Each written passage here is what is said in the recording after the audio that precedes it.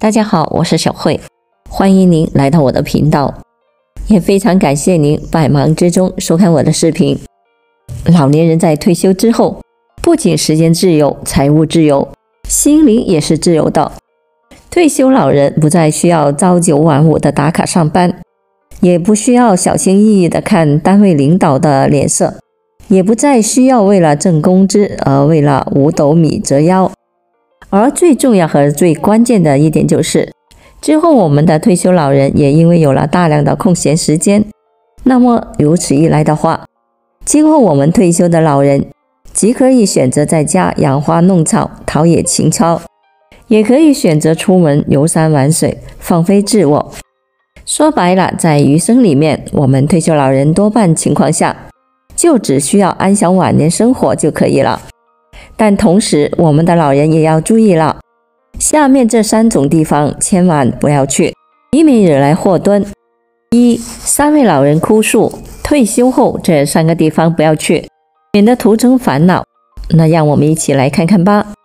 那我们先来听听73岁的李大妈是怎么说的。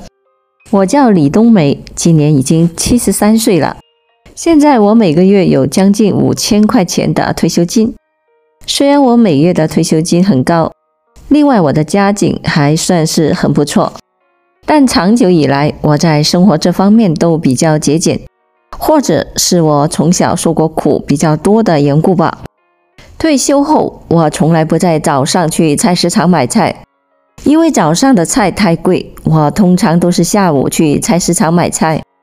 前年的一天下午，我刚走到小区大门口，就看见一位中年女人在不停地给过往的老人发传单。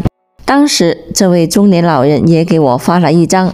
回家后，我打开传单一看，传单内容是60岁以上的老年人每天早上去我们小区附近的一个地方去听健康讲座，不仅不要1分钱，而且每人还会给发2斤鸡蛋，先到先得。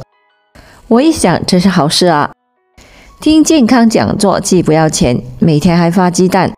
于是从那以后，我每天都会雷打不动地去听健康讲座。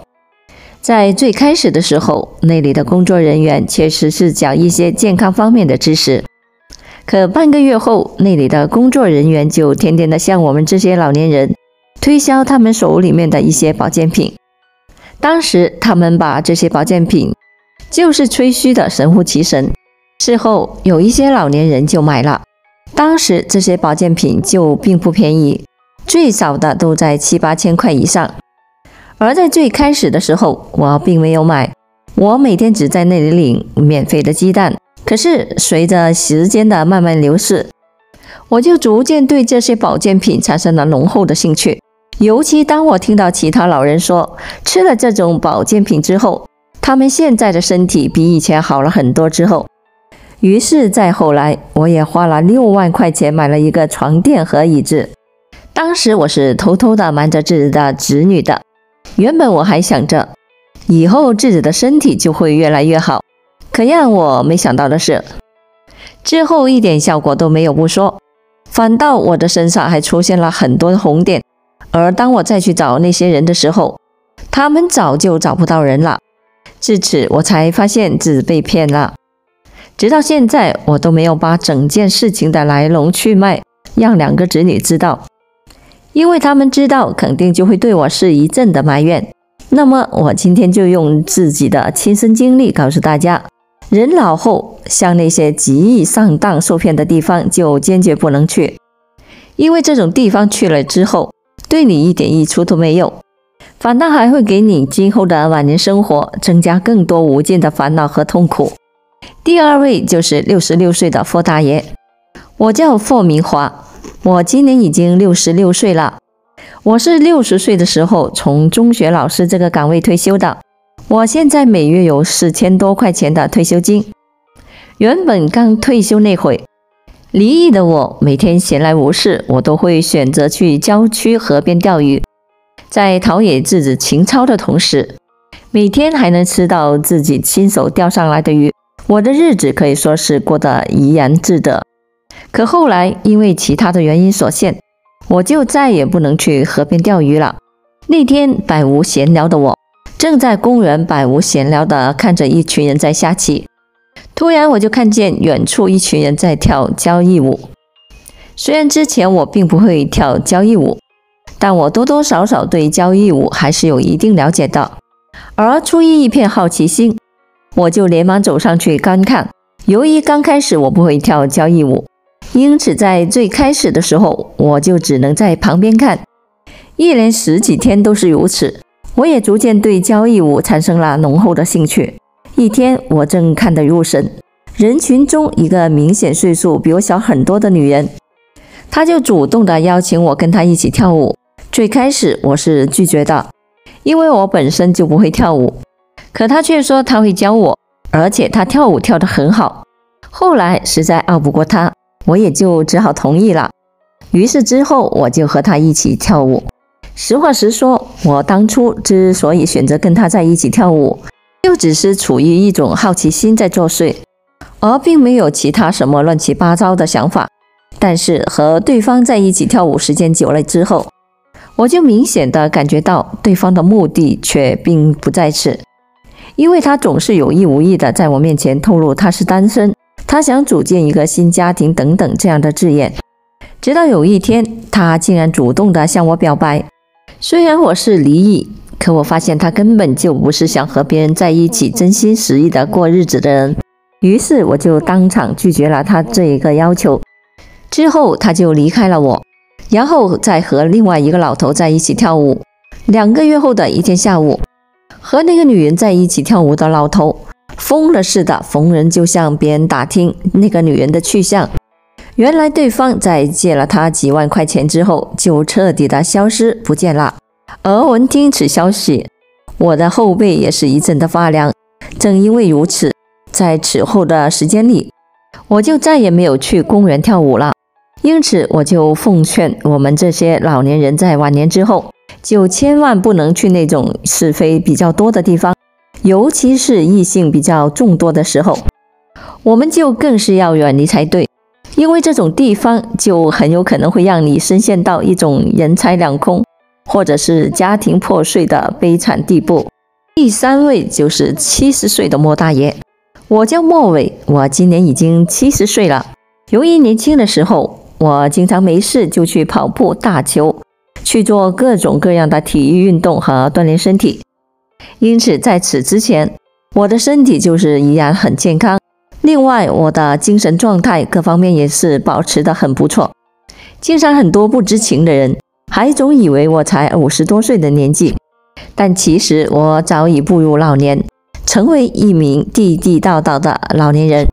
原本在我刚退休那会，每天闲来无事的我就会选择去老年大学练习书法，培养自己的心情爱好。